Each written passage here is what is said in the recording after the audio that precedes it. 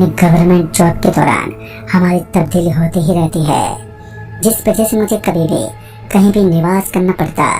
लेकिन एक दिन की बात है, ये वो दौर था जब मैं मध्य प्रदेश में स्थित रेलवे स्टेशन के करीब पड़ने वाली उस दिन दुकान से थोड़ा सामान लाने के बाद वापस स्टेशन के बगल में मौजूद अपने घर की तरफ लौट रहा था, तो फिर अचानक मेरी नजर पटरियों के ऊपर खड़े एक छोटे से जानवर पर पड़ी। मुझे लगा कि इस जानवर की जान खतरे में है, तो मैं उसे दूसरी तरफ भगाने की कोशिश करने लगा। कोशिश तो मेरी अच्छी थी, लेकिन इसी बीच वहां के स्टेशन मास्टर ने मुझे आंख दिखाते हुए कहा, तुमको पटरी पर चलने की इजाजत नहीं है और वैसे भी ट्रेन आने वाली है। स्टेशन मास्टर की इन बातों से मैं थोड़ा विचलित हुआ और उसके ऊपर भड़कते बोला, मैंने न केवल पटरी पर आने की हिम्मत की है, बल्कि मैं ट्रेन के सामने भी आऊंगा। तुम्हें जो उखाड़ना उखाड़ लो। और मेरी इस बात पर वो स्टेशन मास्टर मुझ पर हंसते बोला, मूर्ख लोगों से बात करने से तो अच्छा है इन्हें नजरअंदाज कर देना चाहिए। और इतना बोलकर वो लाल और हरी झंडी लेकर स्टेशन की तरफ भाग गया।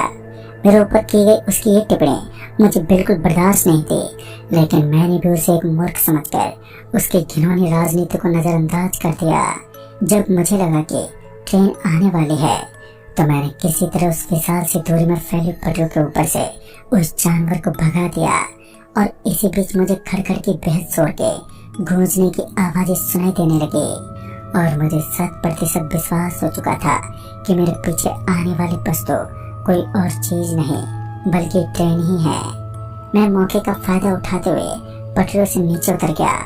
शाम के करीब 6:30 बजने को आए थे और अब स्टेशन के ऊपर अंधेरा भी छाने लगा। इस समय ठंड का दौर था, तो इस छोटे से दिन में रात्रि का जल्दी होना एक आम बात थी।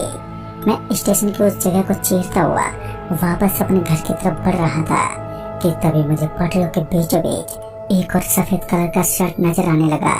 और इस बार ऐसा लग रहा था मानो उस ट्रैक के बीचों बीच कोई लड़का खड़ा है। पहले तो मैंने उसकी तरफ ज्यादा ध्यान नहीं दिया, लेकिन जब मुझे एक और ट्रेन उस विशाल से स्टेशन से गुजरती नजर आने लगी, तब जाकर मुझे चिंता होने लगी कि कहीं वो कोई मासूम बच्चा तो नहीं जिसकी जिंदगी अभी खतरे में है। मैं उस शख्स को देखने के लिए उसके थोड़े करीब गया, तब तक ट्रेन पहुंच चुकी थी।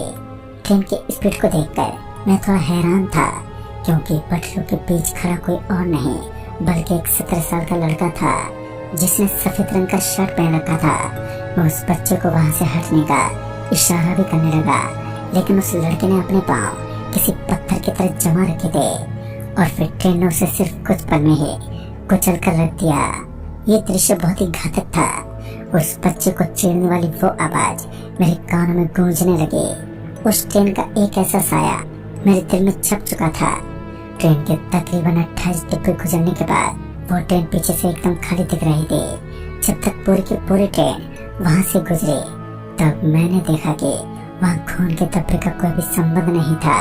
चारों तरफ में खाली स्थान को देखकर एक पल के खातिर तो मेरी आंखें खुली की खुली रह गईं, क्योंकि मैंने कुछ ही पलों पहले एक बच्चे को उस ट्रेन के नीचे आते देखा था और वो अब वहां नहीं था। उस वक्त मेरे हाथ और पैर फूल चुके थे और अब मेरे अंदर बिल्कुल भी हिम्मत नहीं थी कि मैं उन पटरियों के ऊपर जाने की थोड़ी बहुत भी हिमाकत कर सकूं। तभी मैं पीछे मुड़ा और वहां से निकलने लगा।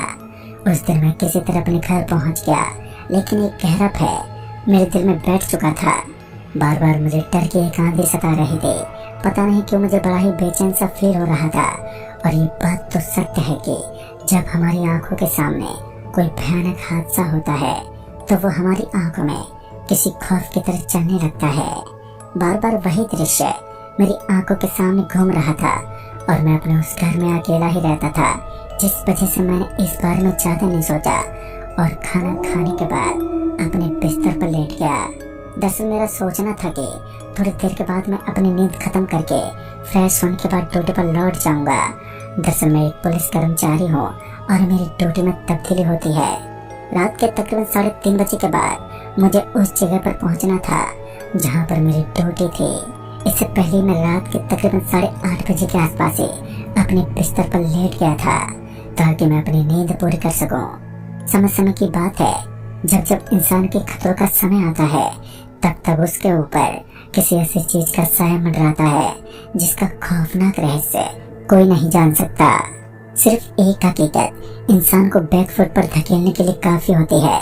फिर रात के 3 बजे झटके से मेरी आंख खुली तो मुझे लगा कि मेरे बिस्तर के पीछे कोई खड़ा है। इससे पहले मैं पलटकर देख पाता कि मुझे एहसास हुआ कि एक हवा का झोंका अचानक ही कमरे के अंदर से गुजर गया और वो इतनी तेजी से गुजरा कि मेरी आंखें एक पल के लिए बंद हो गईं। सन्नाटा और ऊपर से सुनसान अंधेरी रात में चारों तरफ के दृश्य को ठीक से देख पाना भी आसान नहीं था, मगर मैं किसी तरह पहले तो फ्रेश हुआ और इस वक्त लाइट भी नहीं थी। फिर तत्काल ही मेरी नजर उस स्टेशन की पटरी पर पड़ी तो मानो मेरे पैरों तले से जमीन खिसक गई, क्योंकि इस बार फिर वही सफेद कपड़े पहने हुए एक लड़का मुझे अभी भी पटरी पर खड़ा हुआ दिख रहा था। मुझे ऐसा लग रहा था मानो मैंने इस लड़के को पहले भी कहीं देखा हो। और फिर मुझे याद आया कि इस लड़के को तो मैंने कल रात को ही इन्हीं पटरी के ऊपर देखा था। उस वक्त मेरे दांत आपस में टकरा गए। एक तो ठंड थी और ऊपर से दिल दहला देने वाले इस नजारे ने कहीं ना कहीं मुझे दहशत के बादलों में उड़ेल दिया था।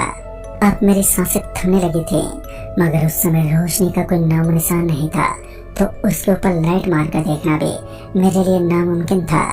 मैं उसे ऐसे ही देखता रहा और जब मुझे कुछ ज्यादा भय महसूस हुआ तो मैं अपना हाथ पकड़े चुपचाप कमरे के अंदर लौट गया। कमरे के अंदर लौटने के बाद भी मुझे बहुत जोर की कपकपी फील हो रही थी। मेरे शरीर में सनसनी सी मची हुई थी और इतने में ही मुझे एक आवाज आई, भाई साहब कुछ खाने को दे दो ना। इस आवाज को सुनकर ये पता लगाना बेहद आसान था कि अवश्य ही कोई बच्चा बाहर भीख मांग रहा है, लेकिन इस वक्त 3:15 बज रहे थे और इतनी रात को कोई भी बच्चा भीख कैसे मांग सकता है। लोगों की तो आंख भी नहीं खुलती और ये बच्चा यहाँ पर कैसे है। मैं यही सोचता रहा और बाद में मैंने हिम्मत करते हुए घर का दरवाजा खोला तो सामने कोई नहीं था। ये सब देखकर मुझे एक पल के लिए राहत की सांस मिली, लेकिन मेरी राहत का ये पहाड़ बहुत ही जल्द टूटने वाला था। मैंने अपना बैग उठाया जिसे लेकर मैं अपनी ड्यूटी ज्वाइन करने वाला था और मैं अपने घर से बाहर निकल गया। बाहर का नजारा तो सच में बड़ा ही अंधेरे से घिरा हुआ लग रहा था। इतना जोर का अंधेरा मैंने आज से पहले कभी नहीं देखा। खैर मैं पटरी को पार करता हुआ उसके दूसरी तरफ पहुंचने वाला था तो मुझे डर तो बहुत लग रहा था और मैं अपनी तरफ से पूरी हिम्मत ठोंकते हुए आगे की तरफ बढ़ने लगा। तो इस वक्त मेरे शरीर में कंपन सा होने लगा। जब मैंने अपना पहला कदम उस रेलवे ट्रैक के ऊपर रखा तो मेरे पैरों के तले मुझे किसी चीज के होने का एहसास हुआ। जैसे ही मैंने अपना पहला कदम उठाया तो एक मांस का टुकड़ा उन पत्थरों के बीचों बीच पड़ा हुआ था, लेकिन डर यहीं तक सीमित नहीं था। उसके बाद मैंने देखा कि लगातार एक लाइन में इंसानों के हाथ जो कटे हुए थे, साथ ही कुछ कटी हुई मुंडिया भी वहाँ पर दिखाई पड़ रही थी। उस समय मैंने दुम दबाकर भागना ही बेहतर समझा, लेकिन जब तक मैं वहाँ से भाग पाता कि मुझे अपने सामने ही सफेद रंग की शर्ट वाला लड़का वहाँ पर दिखाई देने लगा। दरअसल उस लड़के के कदम जो पीछे की तरफ मुड़े हुए थे, साथ ही उसका पूरा का पूरा हुलिया पहले से काफी ज्यादा बदल चुका था। उसके शरीर के ऊपर जख्मों के निशान थे। मेरी आंखों के सामने ही उसने अपने शरीर को अलग टुकड़ों में बांट दिया। उसके शरीर से खून निकलने लगा और पूरी पटरियों का रंग अब लाल हो चुका था और मेरे दिल की धड़कनें लगातार तेज गति से धड़क रही थी। इस भयानक और खौफनाक नजारे को देखकर एक नॉर्मल इंसान को अपनी मौत का दरवाजा खटखटाने के बराबर लगता है। कुछ ऐसा ही था। मैं चाहकर भी कुछ नहीं कर पाया और मेरे शरीर में जैसे अफरा तफरी से मच गई थी। दिल जोरों से धड़क रहा था और सांसें लगातार जोर जोर से फूल रही थी। फिर मैं अपने पाँव को पीछे हटाते हुए मैं पटरी पर भागने लगा और शायद वो बच्चा भी यही चाहता था कि मैं उन पटरियों के ऊपर भागता रहूं ताकि वो मुझे अपनी तरह एक पिशाच बना सके। मौका मिलते ही मैं पास में बनी एक दीवार के ऊपर चढ़ गया। वो दीवार स्टेशन के चारों तरफ फैली हुई थी और उस दीवार के ऊपर चढ़ते ही मेरी सांस में सांस आई, लेकिन अब मैं रुका नहीं और सामने की तरफ भागता ही रहा, क्योंकि मैं जानता था कि ये पूरा का पूरा स्टेशन ही हॉन्टेड है और जब तक मैं स्टेशन से निकल नहीं जाऊंगा तब तक मेरी जान खतरे से बाहर नहीं आएगी। मैं अपनी जिंदगी को बचाना चाहता था, जिस कारण मैं जल्द से जल्द अपनी तीव्र गति के साथ आगे बढ़ता रहा। वैसे मैंने काफी सालों से ही अपने अंदर दौड़ का एक ऐसा मुकाम बनाया था जो आज मुझे बहुत साथ दे रहा था।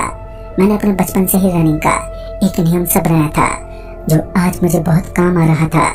लगातार दौड़ने के कारण मेरे पेट में भी दर्द होने लगा, लेकिन जब मौत पीछे लगी हो तो इंसान अपनी जिंदगी को बचाने हेतु कोई भी प्रयास करने में नाकाम नहीं रहता। फिर मुझे थोड़े ही दूर आगे एक रोशनी दिखी और ठीक से देखने पर मुझे पता चला कि सामने की तरफ से दिखाई देने वाली रोशनी उस स्टेशन के बगल में पड़ने वाला एक पुराना स्टेशन था, जिसके ऊपर एक कर्मचारी और उसकी टीम रात के करीब 3 बजने के बावजूद भी काम पर लगे हुए थे। जब तक मैं उनके पास पहुंचा तो मुझे लगा कि मैंने खुद अपनी मौत को आमंत्रित किया है, क्योंकि मैंने पाया कि उन सभी की बाहों से खून निकल रहा था। साथ ही उनमें से कुछ लोग तो आधे जमीन में गड़े हुए थे। और उसके बाद मुझे यकीन हो गया कि सच में ये पूरा इलाका पूरी तरह से हॉन्टेड है। मगर मैं वहाँ के एक एक रास्ते को अच्छी तरह से जानता था, जिस कारण मैंने एक गली में दौड़ लगाई और मेरे साथ रहने वाले एक पुलिस कर्मचारी जिसका उसी गली में घर था, तो मैं किसी तरह उसके घर के पास पहुंचा। और उसके घर में पहुंचने से पहले मुझे कुछ दिखाई दिया। ठीक से देखने पर पता चला कि अजय टॉयलेट करने के लिए अपने घर से बाहर निकला था। दरअसल उसका नाम अजय ही था। और तब तक मेरी आत्मा को कहीं जाकर थोड़ी बहुत शांति मिलने लगी। मैंने उसे पूरी बात बताई और फिर उसने मुझे किसी तरह तकरीबन 4:30 बजे के बाद ड्यूटी पर छोड़ दिया।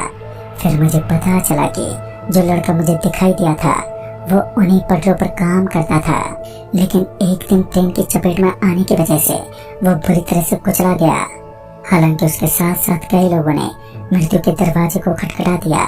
कहते हैं कि उस दिन के बाद रात के बाद पटरियों के ऊपर आत्माओं के भटकने का सिलसिला एक आम बात हो गई है। दोस्तों, तत्पश्चात मैंने उस घर को अलविदा कह दिया और आज मैं उस घर को तो छोड़ो और उस जगह